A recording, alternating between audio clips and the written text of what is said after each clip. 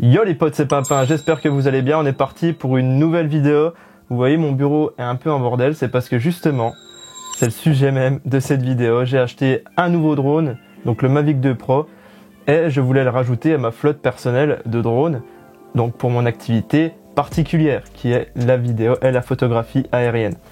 Donc on va voir tout en détail juste après l'intro.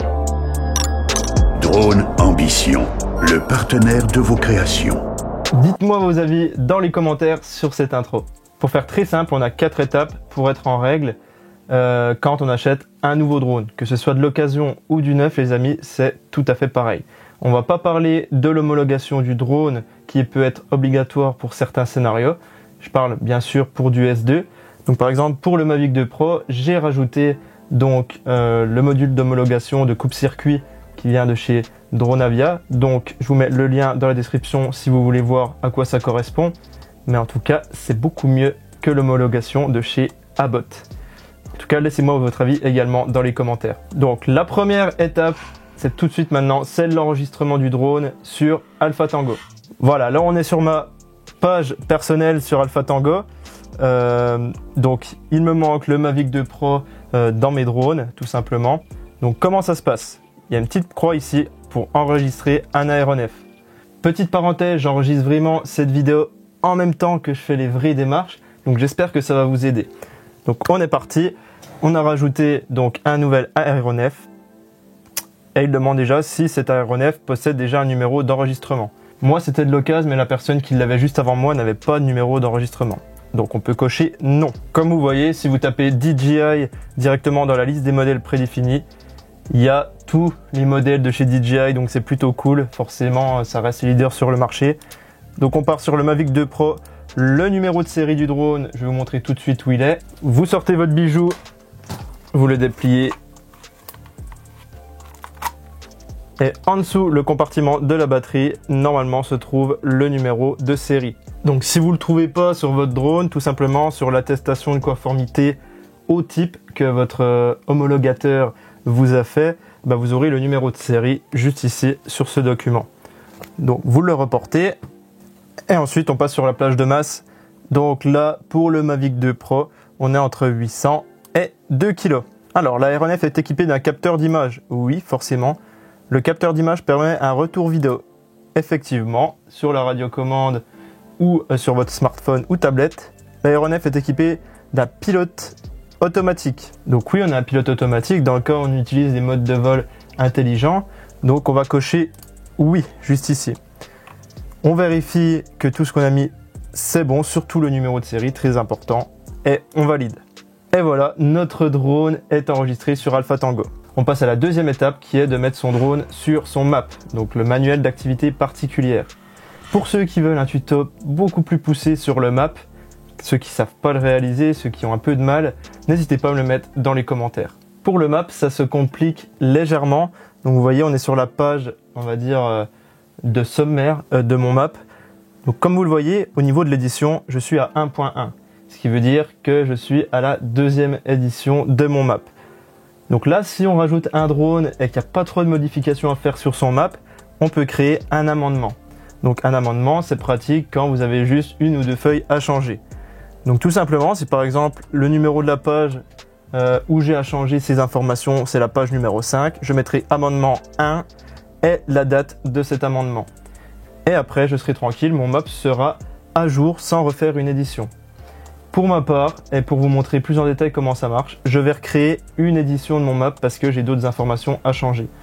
Et quand on fait une nouvelle édition du MAP, forcément, on doit recréer une déclaration d'activité. Mais pour le moment, on va se concentrer sur cette section 3 où vous voyez, j'ai déjà mes 3 drones de base qui sont à l'intérieur où je vais devoir rajouter mon Mavic 2 Pro. Donc vous rajoutez une ligne sur votre tableau en faisant attention que ça ne décale pas tout parce que sinon le nombre de pages sera décalé. Comme vous voyez, moi je vais remonter mon titre section 4 et le centrer. Voilà, comme ça je suis sûr qu'il n'y a pas d'erreur. Donc c'est parti pour la catégorie du drone, on est toujours sur du D. Si vous voulez des infos sur les catégories, je vais vous le mettre dans les descriptions.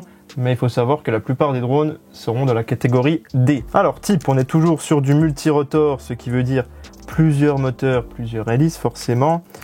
On tape multirotor et le nom du drone entier. Donc Mavic 2 Pro. Ensuite, le constructeur.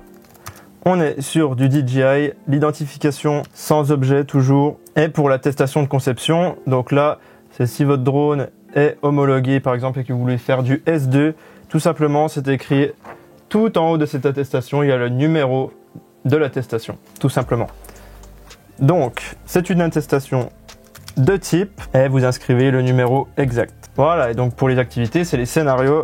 Donc, pour ma part, S1, S2 et S3. Tout simplement, je suis sur la page 8. Donc, tout simplement, je retourne au début. Sur la page 8, numéro d'amendement, je mettrai numéro d'amendement 1 et la date d'aujourd'hui. Et donc, comme j'ai dit tout à l'heure, si vous voulez faire une nouvelle édition, vous passez en édition 1.2. Vous laissez les amendements forcément à 0 parce que ça repart de 0.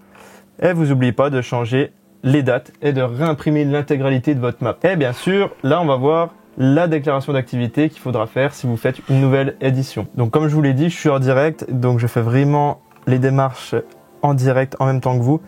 Donc, ici, j'ai mon activité professionnelle sur le site encore Alpha Tango.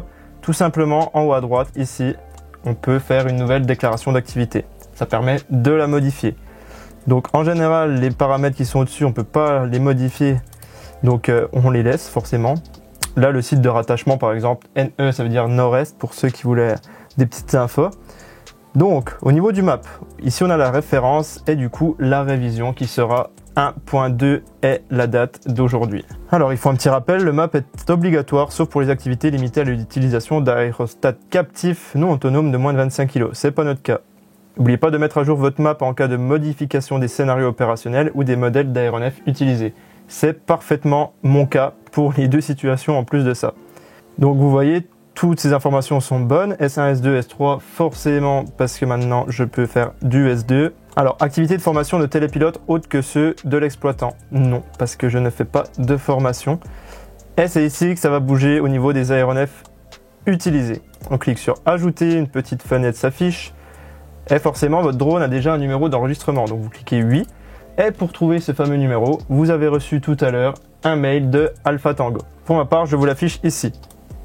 Vous voyez, il y a mon numéro d'enregistrement. 150. Donc si vous cliquez sur continuer, il va vous trouver votre drone. Donc vous vérifiez bien que tout est OK. Et vous cliquez sur continuer. Donc au niveau du contrôleur de vol, on peut taper DJI.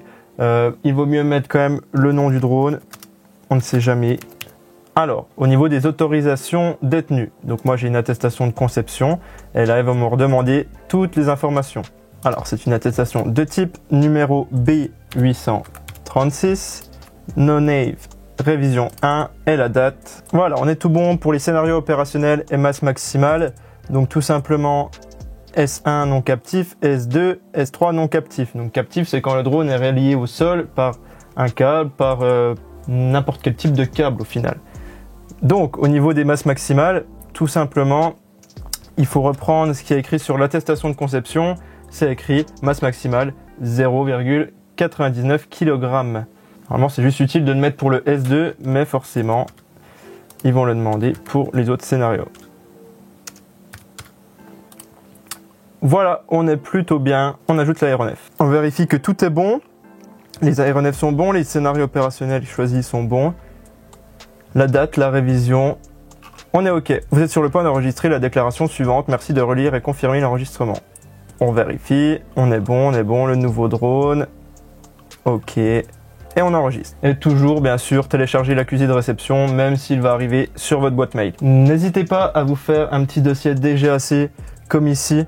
Donc moi, quand je vais dans DGAC, j'ai tout ce qu'il me faut pour répondre à n'importe quel besoin. Il faut savoir que quand vous avez des missions au-dessus de 5000 € en général, le client peut vous demander tous ces documents-là. Donc que ce soit le map, la déclaration d'activité, votre brevet théorique ULM ou votre brevet théorique drone, etc. Donc très important d'avoir un dossier à jour. Donc quand vous avez déjà fait ces 3 étapes qui sont primordiales et très importantes, il y a la 4e qui est l'assurance du drone.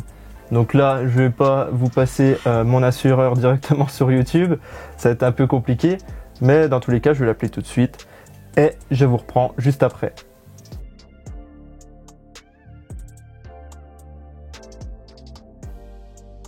Ok, donc voilà mon assureur hyper réactif. Donc il va m'envoyer les documents pour que je puisse signer, pour que le virement, etc. se fasse tous les ans, donc pour l'assurance du drone. Donc en général, il y a des assureurs, maintenant ça part de 0 € à 300 € en fait, donc par drone. C'est assez spécifique chez chaque assureur, hein, bien sûr. Il y en a qui font des forfaits avec la responsabilité civile professionnelle de votre entreprise, plus l'assurance de chaque drone. Donc c'est un peu spécial. Mais moi pour ma part, je paye ma RC Pro plus la responsabilité civile pro sur chaque drone. Donc je suis à 300 € à peu près par machine. Donc ce qui m'assure bien sûr le bris de machine, les dégâts à autrui, tout ce qui devrait être bon dans une assurance. J'espère que cette petite vidéo vous a plu. En tout cas, si vous voulez des nouvelles vidéos sur le map, sur toute cette petite partie un peu technique, n'hésitez pas à me le mettre dans les commentaires, je me ferai un plaisir de vous y répondre. Et je vous dis à très bientôt les amis, et n'oubliez pas, dronez en toute légalité. Ciao! Si cette vidéo vous a plu, profitez-en pour y laisser un pouce bleu, un commentaire et surtout la petite cloche pour être averti à chaque sortie de vidéo.